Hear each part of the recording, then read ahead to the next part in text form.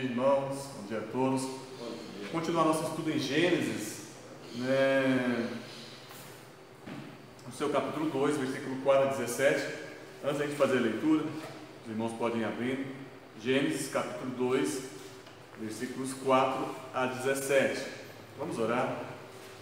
Senhor Deus, querido Pai, que em nome de Jesus, seu Santo Espírito possa nos orientar, nos fazer entender esse texto que é já tão conhecido nosso, mas que tem tanto a nos ensinar ainda, que em nome de Jesus a gente possa entendê-lo e que isso possa ter aplicações práticas em nossas vidas, em nome de Jesus. Amém. O texto diz o seguinte, a partir do versículo 4 do capítulo 2 de Gênesis: esta é a gênese dos céus e da terra, quando foram criados, quando o Senhor Deus os criou. Não havia ainda nenhuma planta do campo na terra, pois ainda nenhuma erva do campo havia brotado, porque o Senhor Deus não fizera chover sobre a terra, e também não havia homem para lavrar o solo, mas uma neblina subia da terra e regava toda a superfície do solo. Então formou o Senhor Deus ao homem do pó da terra, e lhe soprou nas narinas o fôlego de vida, e o homem passou a ser alma vivente. E plantou o Senhor Deus um jardim no Éden, na direção do Oriente, e pôs nele o homem que havia formado. Do solo fez o Senhor brotar toda sorte de árvores agradáveis à vista e boas para alimento, e também a árvore da vida no meio do jardim, e a árvore do conhecimento do bem e do mal. E saía um rio do Éden para regar o jardim, e dali se dividia, repartindo-se em 4 braços. O primeiro chamava-se Pison, é o que rodeia a terra de Avilá, onde há ouro. O ouro dessa terra é bom, também se encontram lá o bidélio e a pedra de ônix.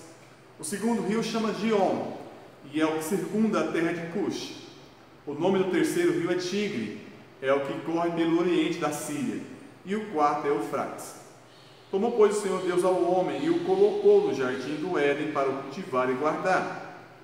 E o Senhor lhe deu essa ordem: de toda a árvore do jardim comerás livremente, mas da árvore do conhecimento do bem e do mal não comerás, porque no dia em que dela comeres, certamente morrerás. Eu estava fazendo uma crítica às minhas aulas, assisti uma ou 2 delas, e aí, conversando com a gente, falei assim: nós estamos muito enrolados, não tem no ano, nós estamos no capítulo 2 ainda. E aí eu estava vendo, teve um rapaz que pregou só no guardar e para o cultivar e guardar. Pregação de 1 hora, mas só nesse versículo.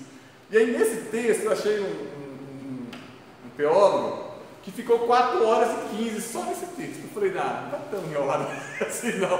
É que os textos, eles têm de fato alguma profundidade. É um texto que a gente já conhece, toda a escola dominical fala sobre Gênesis, toda a Bíblia da criança, a Bíblia do bebê tem a figura do Gênesis, do jardim do Éden, mas assim, tem muita coisa no texto que a gente não se atenta. E é importante a gente ter esse conhecimento, porque é um texto basilar da fé cristã, é um texto fundamental, é um dos textos mais importantes, da fé cristã.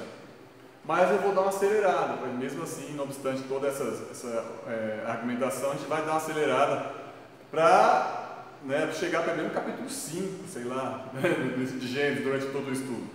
Mas vamos lá. Moisés, nesse texto de 4 a 17, do capítulo 2, ele enfatiza alguns pontos que nos servirão para entender a seriedade da queda do homem. Ele descreve aqui o ambiente perfeito. Se no capítulo anterior, no versículo anterior do capítulo 2, ele fala sobre o descanso perfeito, aqui ele descreve o ambiente perfeito. E, a partir do versículo 18, ele vai falar sobre o relacionamento perfeito, onde ele fala da formação da mulher, lembrando os irmãos que amanhã é dia da mulher. Muito importante para nós, até porque a extensão da bondade de Deus e o pináculo, vamos dizer assim, o ponto mais alto da bondade de Deus é a criação da mulher, onde ele faz a perfeita parceira, auxiliadora, do homem. Mas aqui Moisés está escrevendo um ambiente perfeito em que Deus coloca o homem em seguida. É como se ele, até no capítulo 2, versículo 3, ele falasse sobre a criação nos 6 dias, e aqui ele desse um zoom no 6º dia, ele desse uma focada no 6º dia, especificamente na criação do homem. Nós vamos ver alguns detalhes da criação do homem que devem ser aplicados na nossa vida até hoje, que são muito importantes até hoje. Né? E outra coisa, outro ponto importantíssimo, Moisés muda o nome de Deus a partir de agora. Se até a criação do homem, Moisés chama Deus de Elohim, a partir de agora ele acrescenta mais uma coisa: Yahweh, ou Yahvé, ou Jeová. Então assim, já agora, a partir da criação do homem, Moisés chama Deus não só de Elohim, o Criador, mas o Senhor Criador. Os dois nomes, né, tanto Elohim quanto Yahvé, né, eles têm uma complementaridade, mas eles querem dizer duas coisas diferentes. Ou Moisés quer trazer a memória do povo e a nossa, duas coisas diferentes. Nós temos um Deus que é o Criador, e esse Deus é o Deus que fez aliança com Abraão. O Senhor Deus, o Senhor, o Jeová, é o Deus da aliança. E a partir da criação do homem, Moisés fala: o Elohim é o Jeová. O Deus que fez tudo, o Criador de tudo, é o mesmo Deus que fez aliança com você, que tem uma parceria íntima com você, que tem um acordo com você. E é interessantíssimo a gente notar isso, porque lá no diálogo de Eva com a serpente, há uma mudança nesse termo. E a gente vai entender isso quando a gente estudar o capítulo 3, porque aí Eva já começa a não chamar mais de Elohim ou Jeová, Deus Criador, Senhor Criador, mas só de Criador. Então assim, há um jogo de palavras aí que mostra a intenção do coração de Eva ao tratar Deus não mais como Senhor, mas somente como Criador. Por aí vai, gente. A vegetação, ele fala, né, no capítulo, não havia ainda erva no campo, não havia brotado. Na verdade, já existia vegetação, mas a vegetação não tinha ainda germinado, não tinha se multiplicado. A gente aprendeu nas aulas anteriores que Deus cria a vegetação e a abençoa, que essa bênção é a capacidade de fecundação. Ele cria os animais e os abençoa. Essa bênção sobre os animais é a capacidade de multiplicação também. Ainda não havia brotado, porque faltavam dois fatores: a chuva, né? A Bíblia fala de uma neblina, uma forte, densa cerração que molhava a terra, mas não havia chuva, e não havia alguém para tomar conta desse negócio, para criar, né, meios para que essas plantas fossem cultivadas, né? Faltava o homem.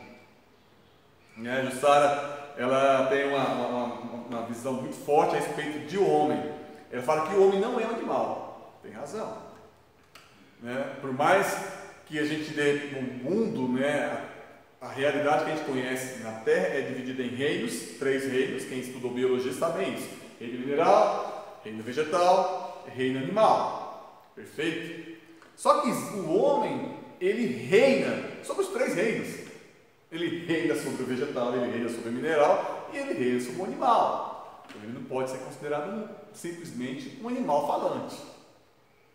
Um animal que, por ter o dedão, né, ao contrário das outras que tem a capacidade de pinça e ter esse elemento. O polegar opositor, a capacidade de pinça, ele se desenvolveu mais e criou ferramentas. Não, isso aí, né, não é o que prega esse texto. Mas vamos lá. Aí vem a primeira parte, né? Deus se envolve pessoalmente na criação do homem. Se até agora, até no dia 5º, né, e o meio do dia 6º, Deus fala assim: cria-se, haja, aconteça, vai, a terra faz brotar. Na criação do homem ele se envolve pessoalmente. Ele para tudo e fala assim: esse aqui eu vou fazer. Se os animais são criados igual o Taylor, né, igual o Fayol, igual o Ford, essa semana assisti o filme Ford versus Ferrari, e aí tem uma cena em que os fordistas, né, vão até a Ferrari com a intenção de comprar a Ferrari. A Ferrari estava quebrada. E aí o dono, um dos engenheiros-chefes da Ferrari, estava mostrando a linha de montagem da Ferrari. E aí ele fala, ó, esse cara aqui, ele faz o motor. Ele começa o motor do princípio e vai até o fim. É uma obra de arte. Isso aqui não é um carro que vocês fazem lá na Ford, que cada um põe uma peça e aperta. Não é uma linha de montagem. Se os animais foram feitos em linha de montagem, no atacado, o homem foi feito de uma forma primorosa, como uma obra de arte, como uma Pietà, como um Rodin, né? Como uma grande obra onde Deus se envolve pessoalmente.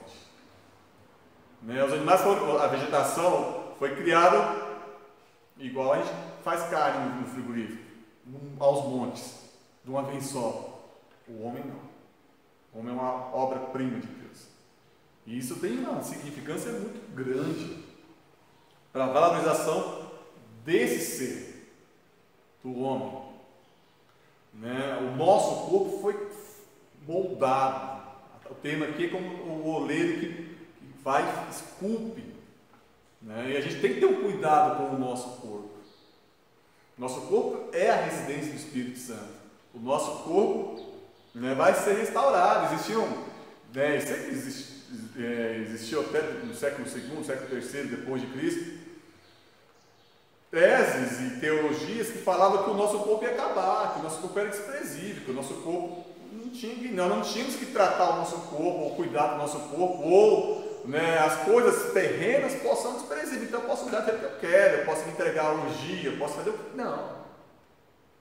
Né? O texto basilar da nossa fé fala que Deus se envolveu na formação desse corpo. E Paulo ainda fala que é o templo do Espírito Santo. É o templo do Espírito Santo. Então, assim, eu não posso tratar esse corpo de qualquer maneira, me entregando aos vícios, me entregando à luxúria, né, desprezando esse corpo, me entregando à gula, me entregando ao que for, que vai machucar esse corpo, vai, né, reduzir esse corpo a algo menor, menos importante do que de fato ele é, porque ele é um corpo criado por Deus, um corpo desenvolvido por Deus. Né, há um ato aí contínuo, depois vem o sopro de Deus, que vai dar mais importância ainda, né, mas é uma coisa que a gente tem que valorizar o outro. Se o meu corpo é criado por Deus e o outro também, o corpo do outro foi, né, oriundo desse mesmo corpo criado por Deus, o primeiro Adão, o primeiro homem, eu não posso machucar o outro. Se o outro recebeu o sopro de Deus também, eu não posso simplesmente desprezar o outro, porque o outro também é uma expressão do amor de Deus. Já falamos isso em aulas anteriores, mas o texto continua falando da importância disso. Né? Tem algumas religiões hindus, mais indianas, né, que falam de reencarnação. E aí a minha reencarnação pode ser em outro corpo. Então tem alguns crentes dessas religiões que não pisam em barata. Porque pode ser que a avó dele reencarnou naquela barata. Então ele não pode pisar naquela barata. Só que assim, por mais que isso seja um extremo, a gente hoje tem uma depreciação da importância da vida humana.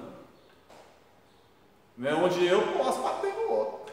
Eu posso brigar, eu posso xingar o outro.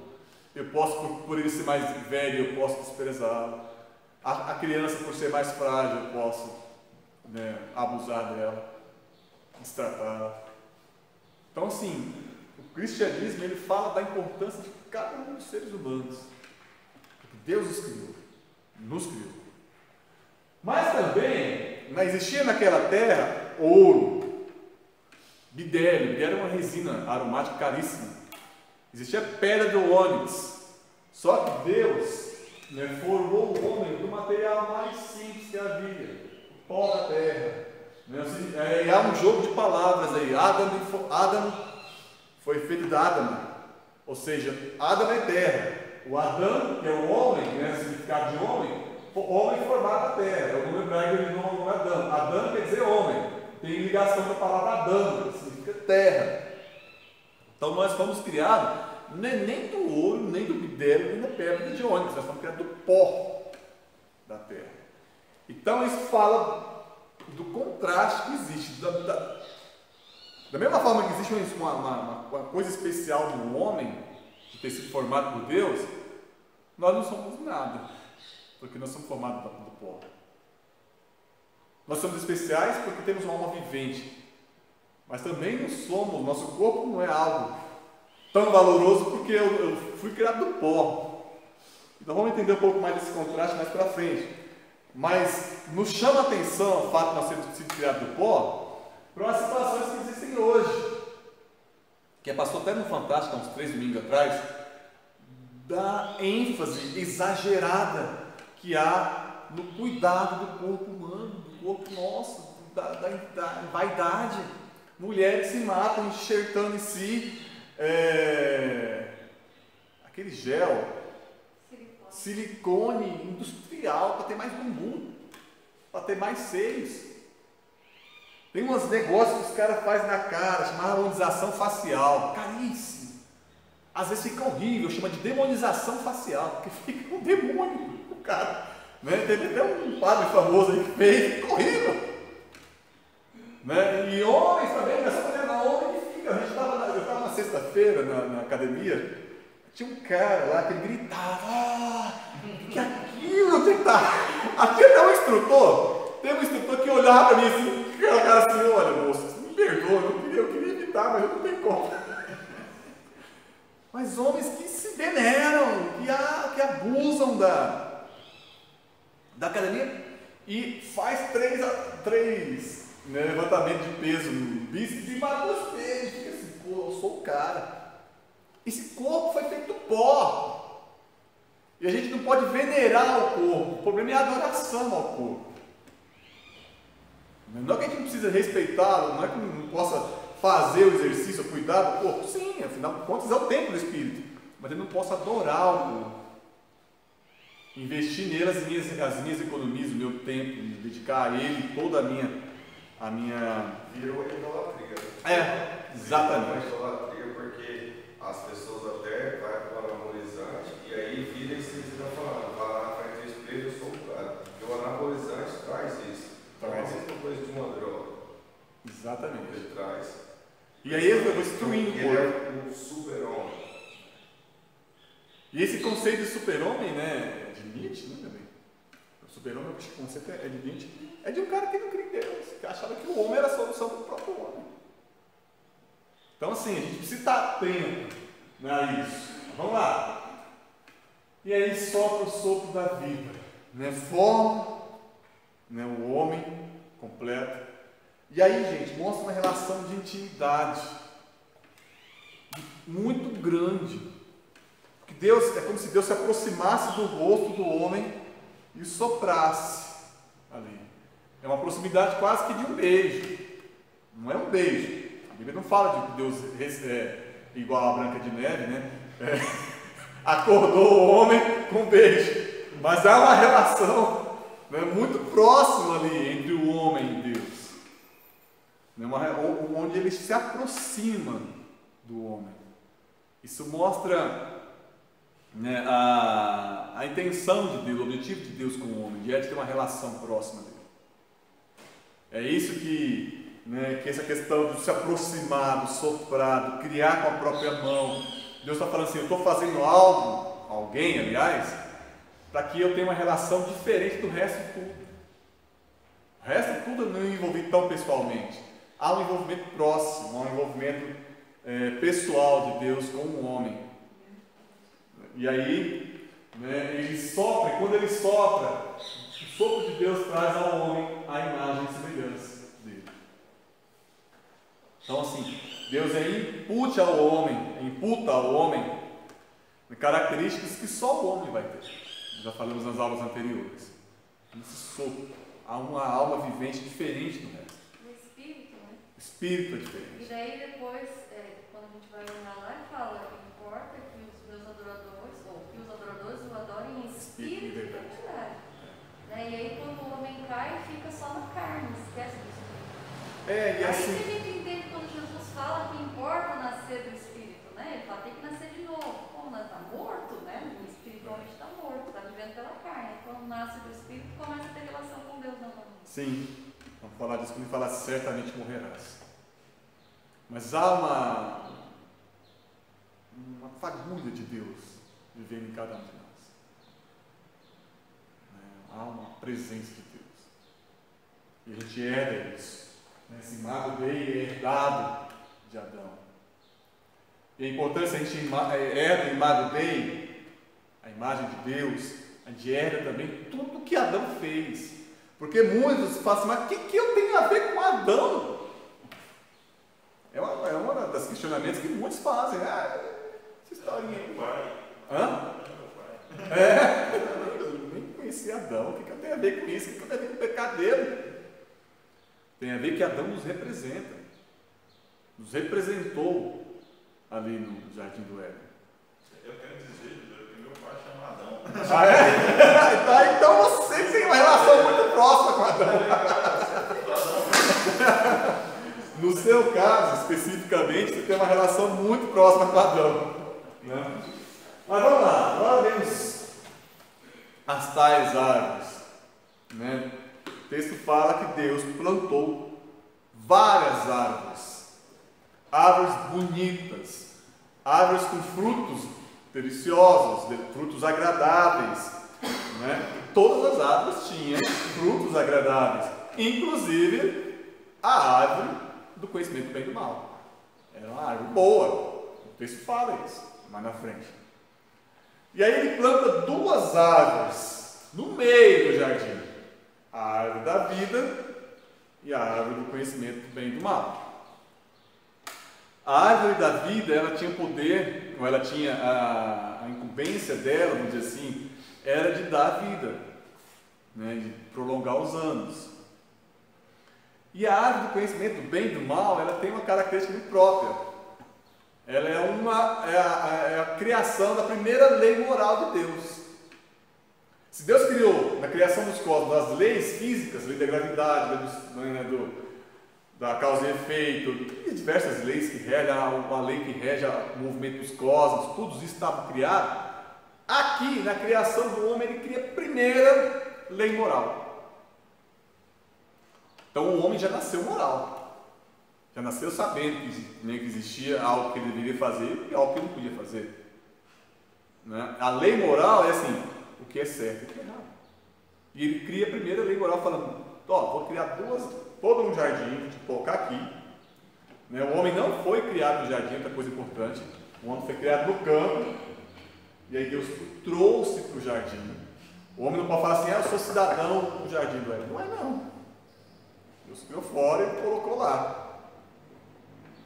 E aí, ele cria essas duas áreas e fala assim, pode ver tudo, menos dessa aqui. Conhecimento do bem e do mal. Mas quem determina o conhecimento do bem e do mal? Deus. A árvore era um teste para Adão falar assim, você vai cumprir tudo aquilo que eu te digo e deixar de cumprir, ou vai deixar de cumprir aquilo que eu te coloquei como ordem. A árvore não tinha capacidade de dar ao homem, né, o conhecimento do bem e do mal. O homem já sabia que o bem era fazer aquilo que Deus determinou. A árvore não tinha poder em si, mas era um teste para Deus, para o homem, de Deus para o homem. Falou, filho, estou te dando tudo. Mas o homem nasceu com a capacidade, é o único ser criado com a capacidade de falar assim, eu posso ou não cumprir aquilo que Deus determinou. Deus deu essa capacidade ao homem. Então o homem, assim, ele não foi, ele não era bobinho, inocentezinho. Ele já tinha capacidade, já tinha imagem de Deus, já tinha capacidade facultativa de pensar, até mais do que nós.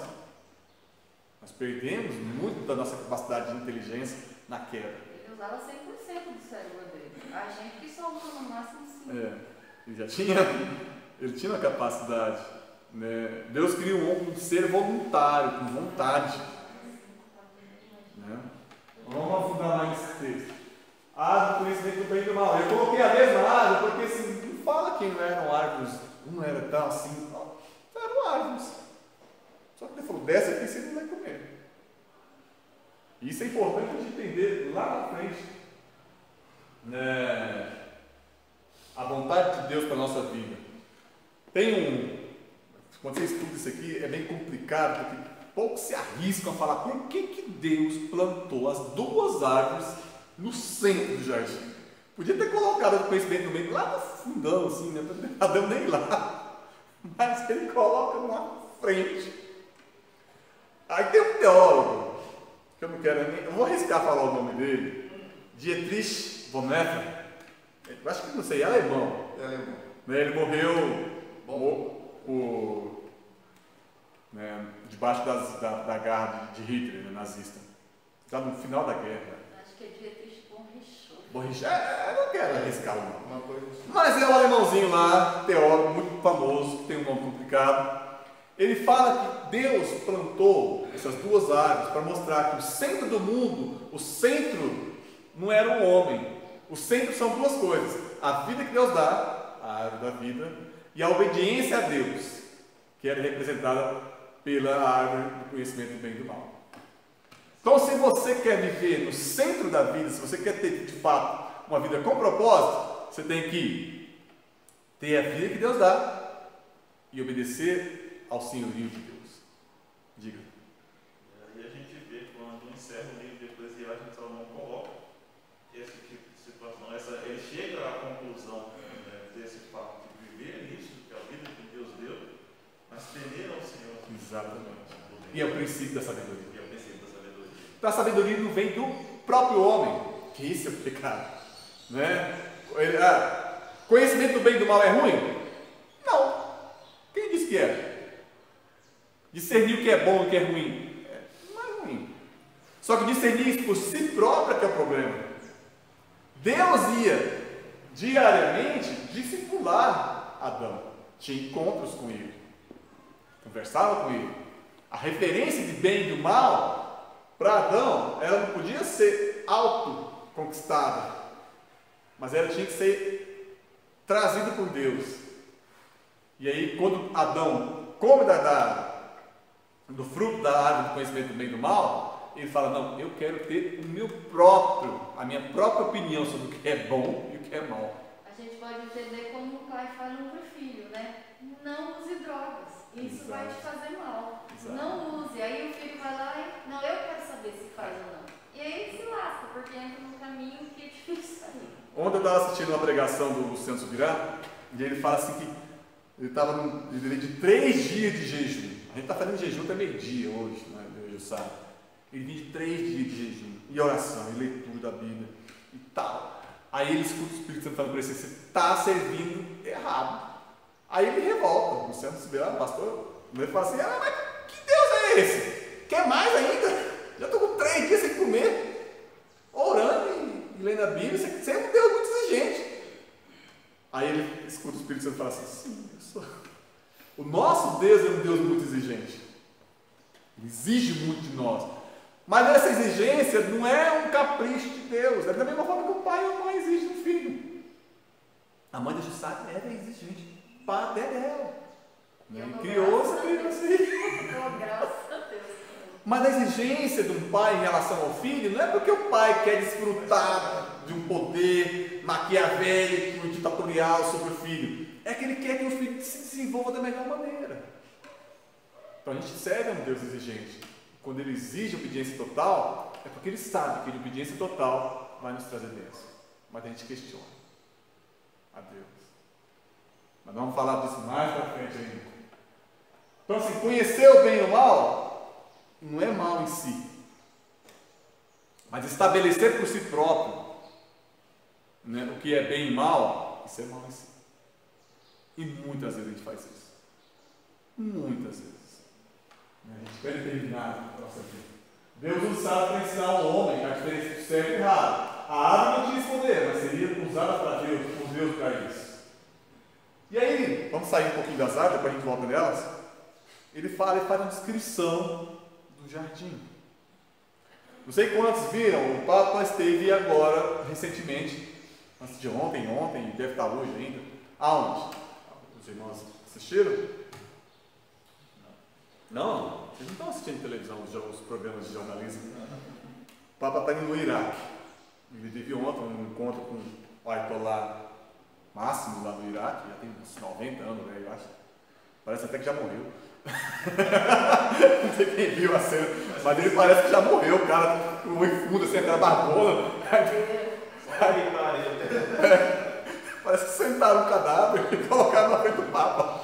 O Francisco tem vigor, mas aquele homem, pelo amor de Deus. Mas ele está no Iraque.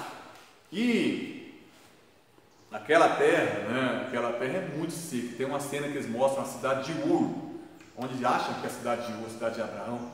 É uma sequidão danada. Né? Muito seco e é muito desértico. E aí Moisés está falando aqui, olha gente, vou falar para vocês, onde que Deus colocou Adão? Lá tinha ouro, tinha bidélio, tinha pedra de ônix, e tinha um rio que virava 4. E tinha árvores. Não precisava bater na rocha para sair. Não, o negócio lá era chique. Agora pensa para vocês, numa população extremamente extrativista e um pouco, né, agricultora, né, vamos dizer assim, tinha algumas plantações, cuidava de animais. Uma terra dessa, cheia de água. Um povo que estava no deserto, assim, mas não é possível, acho que o povo tinha vontade de dar uns cascudos dentro. Aquele povo mais do que nós. Porque Moisés está escrevendo uma terra perfeita, principalmente para aquele povo. Eu imagino que o povo para tomar banho deve um trabalho danado. Né? Até hoje, quem tem delegações iranianas sabe que aquele povo tem dificuldade para tomar banho. Né? Até hoje, mesmo estando numa terra como a nossa.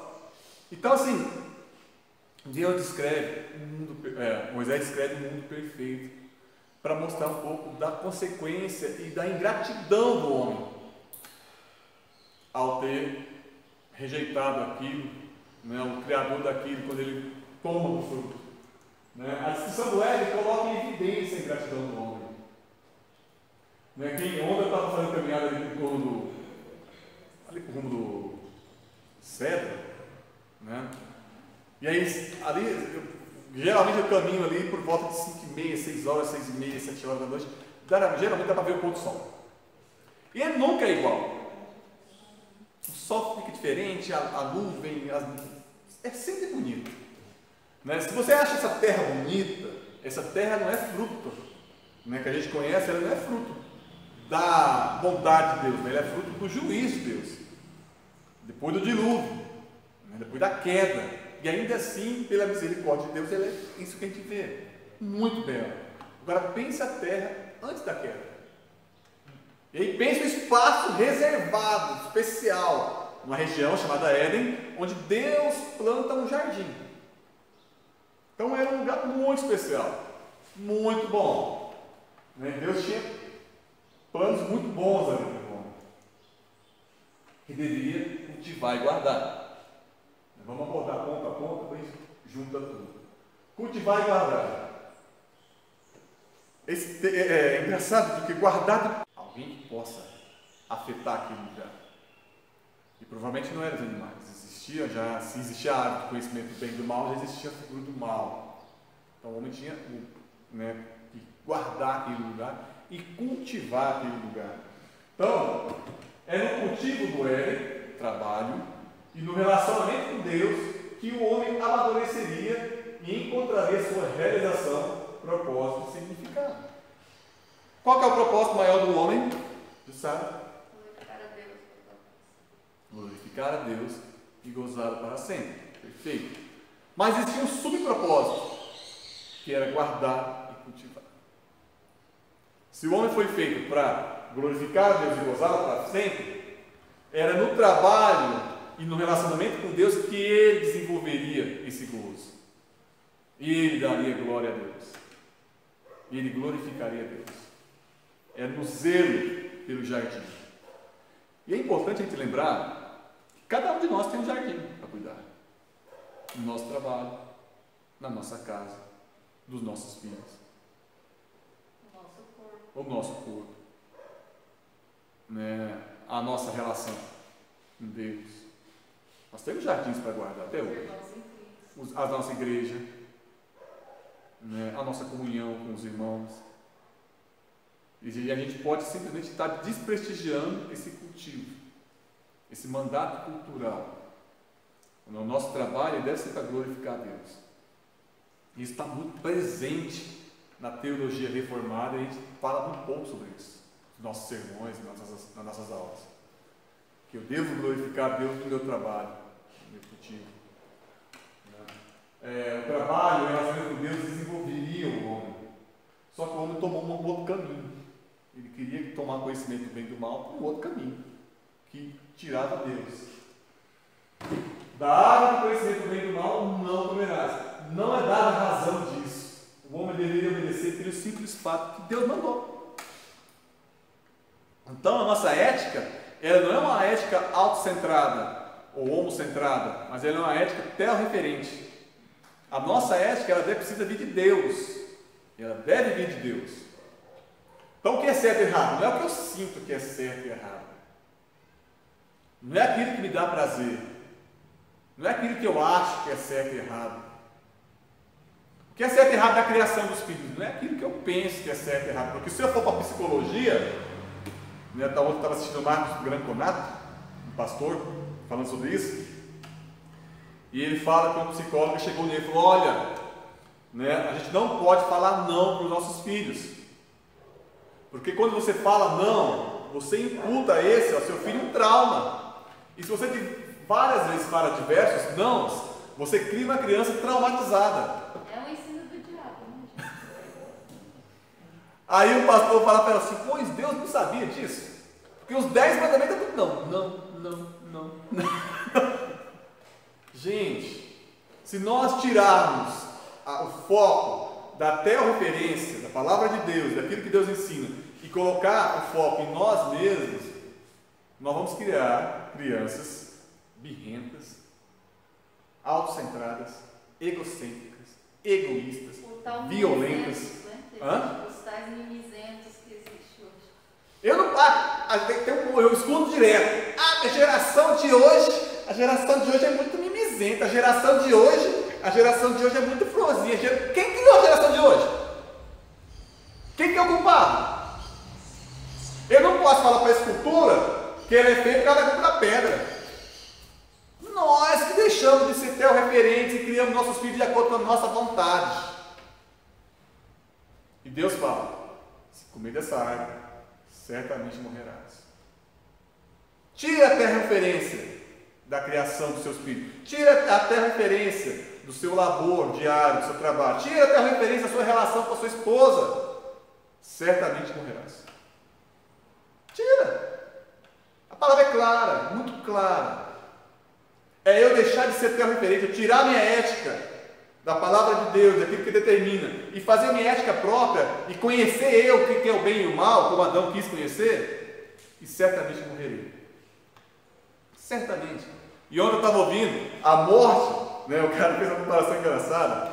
Ele falou que a morte é o mal preferido, o malvado preferido. E ela vem acompanhada pelos minions. Achei engraçado. Né? Aí eu falei assim: é daí que vem o arminionismo. Não, é uma brincadeira. Mas eu tive uma brincadeira.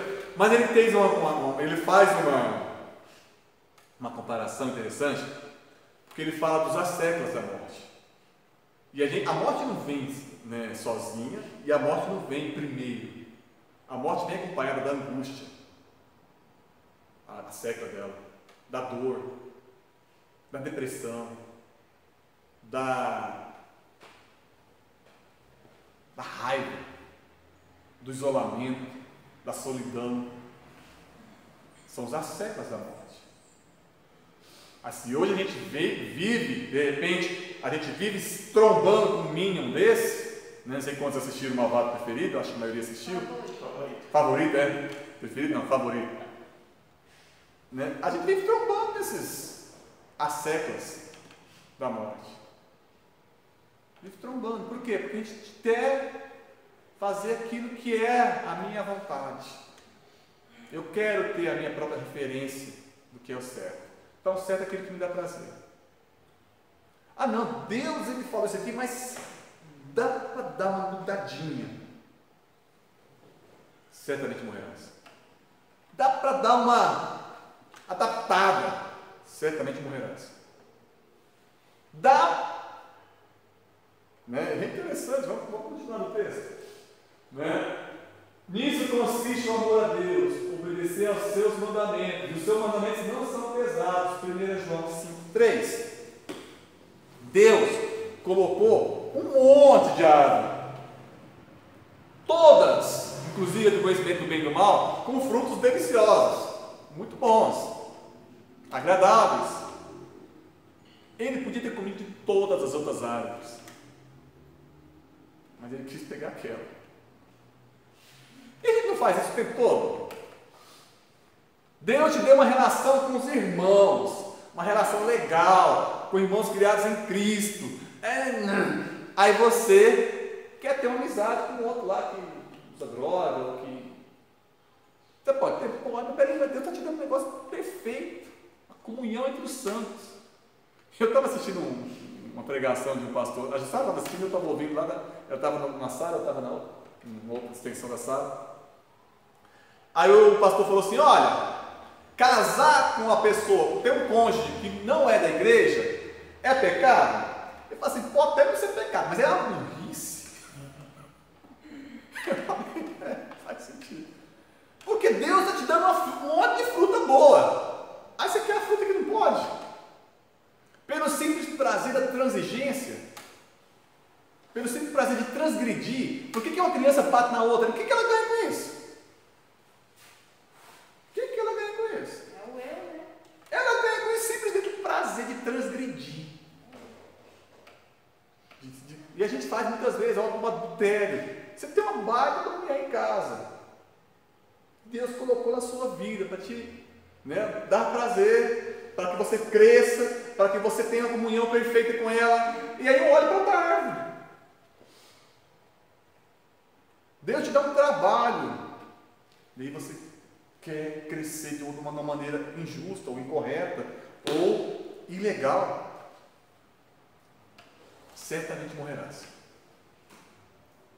Certamente morrerás. É interessante, é tão forte, né, quando a Bíblia é o cerne, porque a Igreja Católica teve durante muitos anos esse negócio dos mandamentos, dos cuidados de viver debaixo, né, da Bíblia, embora que muitos não conheçam, mas ainda assim era o que regia as nações. Aí hoje em dia está saindo de tudo, né? Está saindo completamente da Bíblia, a Bíblia não é mais o centro e o mundo está piorando, está cada vez pior. Porque às vezes a Bíblia não é atual, a Bíblia não serve, Deus não sabe, é a gente que sabe. Então, assim, até isso que é interessante, porque a Igreja Católica, durante um tempo, ela teve isso e colocou. E as pessoas, bem ou mal, tinham que seguir. A política, bem ou mal, ficava mais ou menos ali. Depois a gente... Primeiro o Fred, que é cotista, depois o senhor. Lembrando dessa questão de obedecer os mandamentos e a tua referência, eu achei interessante porque eu nunca tinha participado de um tribunal dentro da igreja presbiteriana. E por uma decisão de um presbitério de despojar um pastor, eu precisei participar de um tribunal para a gente julgar a ação, porque ele recorreu, né, a sentença e nós precisamos subir para o sínodo e a gente, como executivo do sínodo, tinha um tribunal informado e fomos julgar a situação. E o que eu achei interessante na denúncia relacionada a ele foi justamente a referência que fazia os mandamentos, porque ele estava sendo julgado, estava sendo condenado porque ele feriu o 7º e o 9º mandamento. Então ele mentiu e adulterou. Então, e da situação ele está tentando recorrer à sentença, mas o que eu achei mais interessante mesmo é justamente isso, né? Fazer referência aos mandamentos. Não, ele fez isso, não ficou floreando. Ó, é esse mandamento, é pronto. Não tem conversa. Ele o mandamento de Deus. Exatamente. Eu estava falando a questão da palavra de Deus, né? Na realidade, depois da Igreja Católica, no começo, na realidade não é a Bíblia que é a base, né? E aí, isso e hoje a gente, não só hoje, né? Durante a história a gente vê, a Bíblia não é referência para o mundo, né? Mas é a igreja que é referência para o mundo, aí tem o erro. E até hoje, assim, até na nossa igreja presbiteriana, não é a Bíblia que é referência. Mas a igreja pode fazer isso? A igreja não é a Bíblia. A Bíblia não é o centro. Exatamente. E assim, a Bíblia representa a palavra de Deus. Ela que tem que ser a nossa referência. Ela que é a verdade. E aí o que acontece? Eu prefiro colocar minha referência no guru, o pastorzão, põe terno aqui, senta aqui na frente e tal. Ele é minha referência. Aí esse cara aqui vai e adultera. Não vou servir a Deus mais. Por quê? Porque a minha referência perdeu. Quantas vezes a gente já viu isso acontecer? Da pessoa perder a referência. Eu tenho um amigo que não vai na igreja, mas nem arrastado. Por quê? Porque ele foi crente numa igreja dessas na televisão. E chegou o pastor-chefe, ele tinha uma congregação de baixo, ele era pastor, ele pregava nessa igreja. E aí chegou o pastor-chefe e falou assim, ele falou, olha, converteu almas, e não sei o que, ele falou, não quero nem saber, eu quero saber do dízimo, cadê? Foi ruim o culto hoje, porque caiu o dízimo. E ele disse que aquilo foi tão frustrante para ele, porque o cara não estava muito mais focado no dinheiro do que nas almas, que nunca mais ele procurou Deus. Nunca mais ele foi na igreja. Ele dá um trabalho danado, eu falar de Deus para ele. Então, assim, a nossa referência muitas vezes é antropófica, no homem, não no Deus. Então, vamos lá, vamos terminar dentro de uma hora para obedecer as regras aí. O conhecimento do bem e do mal é proveniente de Deus. Bem é aquilo que Deus diz que é bem, que deve ser feito. Mal é o que Deus diz que é mal, que não deve ser feito. O pastor Jaime Kemp, há 20 e tantos anos atrás, me ensinou um negócio interessante. Falou, olha, se nós fizéssemos tudo aquilo que a gente sabe que é certo, e não fizéssemos tudo aquilo que a gente sabe que é errado, não ia nascer um pazinho de asa na gente, a gente virar luz. Né? Então, assim, saber, a gente sabe através da palavra de Deus. A gente tem também uma referência ética dentro dos nossos corações que vem da imagem de Deus, que muitas vezes é deturpada pela queda. Mas em todas as religiões, em todas as nações, matar é crime. Então assim, existe uma ética que já veio, mas isso vai sendo deturpado. Hoje, por exemplo, o aborto já é tido como algo meio que natural. Mas a gente já tem uma rejeição muito severa ao aborto, assim, muito, mas ainda é algo que as pessoas veem como natural. É isso que eu estou falando quando eu quis dizer da igreja católica. Não pode divórcio, não pode aborto, não pode várias coisas. Né? E ainda que fosse, que a gente conhece toda a história da igreja católica, mas ainda assim tinha uma referência dos mandamentos bíblicos, que falava não. É engraçado. Hoje em dia está. Êxodo fala o seguinte: tem dois homens brigando, tá eu brigando com o Fred. Deixa, não pensa na briga feia. Aí chega uma mulher grávida, e na briga ali, nós damos um cutucão nela, ela aborta. Aí a Bíblia fala de dois tipos de aborto. Primeira coisa, ela tem um bebê prematuramente, mas o neném nasce, vive e tal. O pai da criança pode pedir uma multa, um ressarcimento, estabelecer o valor da multa porque a criança nasceu prematura. Beleza? Na nossa briga, dá um chute na mulher, a mulher morre. Ou a criança morre, a criança aborta, a mulher aborta e a criança nasce morta. Matar quem deu o chute era a penalidade. É um assassinato. Da mesma forma que se eu pegasse o André e matasse o André, se eu chutar uma mulher grávida e ela ter um bebê na época e ela perder o bebê, a pena era a mesma. A pena era a mesma. Porque é o imago Dei, é a imagem de Deus. Há uma importância muito grande na vida humana. E Deus não fala por que não poderia comer, por quê? Não interessa por quê. Eu falei para não comer, não deve comer. Pronto. Não precisava explicar para Adão. Não é certo e errado são determinados por Deus, porque nós Deus é soberano. Ele é Elohim, ele é Yahweh, ele é Jeová, criado Deus, Senhor. A ética do homem precisa ser o referencial, baseado em Deus. Dessa não comerás, porque se de comer certamente morrerás. E a morte aparece pela primeira vez no texto bíblico. Se até agora era tudo muito bom, era bom, aparece um negócio ruim aqui. Morte. E a morte, ela fala de 3 estágios. Primeiro estágio, a gente pode entender o seguinte: a serpente estava certa, Adão comeu e não morreu.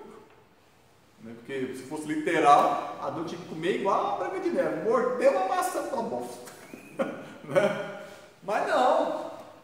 Mas Deus está falando da morte nesse sentido amplo aqui. Primeiro sentido da morte: a separação da relação íntima, que era vivenciada no Jardim do Éden. Aquela intimidade, conversar, aqui não vai ter mais. Deus vai aparecer de tempos em tempos, se revelar, mas aquela relação separou. A outra separação é a separação da alma, do sopro, do que faz o ser vivo, do corpo, que é a morte física. Terceira separação, você nunca mais vai ter comunhão comigo, que é a morte eterna, é o inferno. Então são esses três aspectos da morte que são aqui falados. E a primeira acontece de imediato, Deus expulsa ele da presença, porque um Deus que é Espírito puríssimo, santíssimo, não pode conviver com a desobediência, com o pecado, com aquilo que é sujo. E aí outras lições. Adão é o primeiro da nossa raça e herdamos dele todas as implicações dos seus atos. Então, Adão foi o primeiro. Esse texto aqui é histórico, ele fala de uma localização, está ali entre a Turquia e o Iraque. Os rios Gion e o outro rio a gente não conhece, provavelmente foram extintos ou durante o dilúvio, que foi uma mudança topográfica da terra inteira, pode ter acabado. A gente não sabe exatamente onde fica Bilá. Mas o Eufrates e o Tigre ganhou do Palmeiras no Mundial, a gente entende quem é, não é pastor? O Tigre e o Eufrates correm no Iraque, em direção ao Golfo Pérsico, que tem as suas nascentes ali na região da Turquia.